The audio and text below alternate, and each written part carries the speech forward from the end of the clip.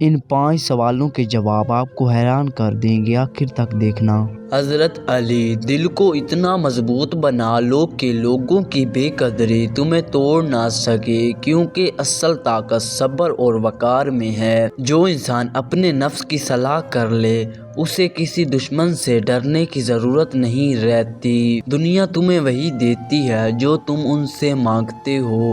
اگر عزت مانگو گے تو محنت بھی مانگنی پڑے گی۔ خاموشی ہر کمزوری نہیں ہوتی، بعض اوقات یہ عقل کی آخری حد ہوتی ہے۔ دلوں کو فتح کرنے کے لیے الفاظ نرم رکھو، تلوار صرف جسم زخمی کرتی ہے۔ جس دن تم نے شکر کرنا سیکھ لیا، اس دن تم نے امیر ہونا سیکھ لیا۔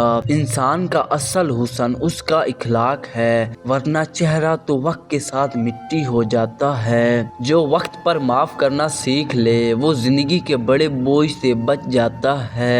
علم وہ خزانہ ہے جو بانٹنے سے بڑھتا ہے، اور دولت وہ آزمائش جو سنبھالنے سے گھٹتی ہے۔ لوگ تمہیں الفاظ سے نہیں، تمہارے رویے سے یاد رکھتے ہیں۔ جو اپنے عیب چھپا کر دوسروں کے عیب ڈھونڈتا ہے، وہ خود کو سب سے زیادہ نقصان پہنچاتا ہے۔ دل کو دنیا سے آزاد رکھو، ورنہ یہ تمہیں اللہ سے دور لے جائیں گے۔ صبر وہ طاقت ہے جو شور نہیں مچاتی، مگر وقت آنے پر سب کچھ بدل دیتی ہے۔ دوست وہ نہیں جو ہنسا دے، دوست وہ ہے جو غلطی پر روک دے۔ جو شخص حق کے ساتھ کھڑا ہو، اسے اکیلے ہونے سے کبھی ڈرنا نہیں چاہیے۔ انسان کی قدر اس کے منصب سے نہیں، اس کے کردار سے ہوتی ہے۔ لالچ نے بہت سی آنکھوں کو اندھا کیا، اور کائنات نے بہت سے دلوں کو بادشاہ بنایا۔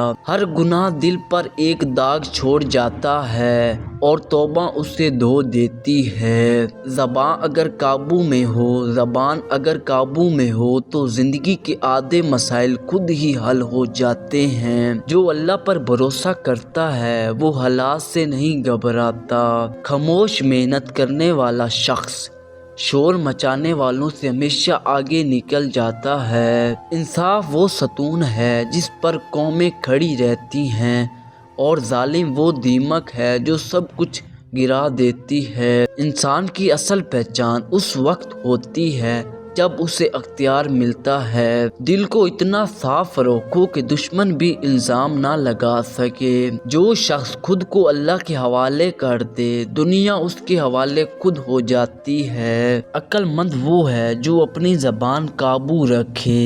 خاموشی حکمت کی علامت ہے۔ حضرت علی: لوگوں کو ان کے مقام سے پہچانو، لباس سے نہیں۔ غصہ ایک ایسا شعلہ ہے جو سب سے پہلے خود کو جلاتا ہے۔ جو شخص اپنے عیب دیکھ لے، وہ دوسروں کے عیب چھوڑ دیتا ہے۔ امید پر دنیا قائم ہے، مایوسی کفر کے قریب ہے۔ کم بولنا عقل کی نشانی ہے، زیادہ بولنا ندامت لاتا ہے۔ علم دولت سے بہتر ہے، علم تمہاری حفاظت کرتا ہے۔ جو وقت کی قدر نہ کرے، وقت اسے رسوا کر دیتا ہے۔ نفس کا غلام ہونا سب سے بڑی غلامی ہے۔ سچ کا ساتھ دو، چاہے وہ تمہارے خلاف ہو۔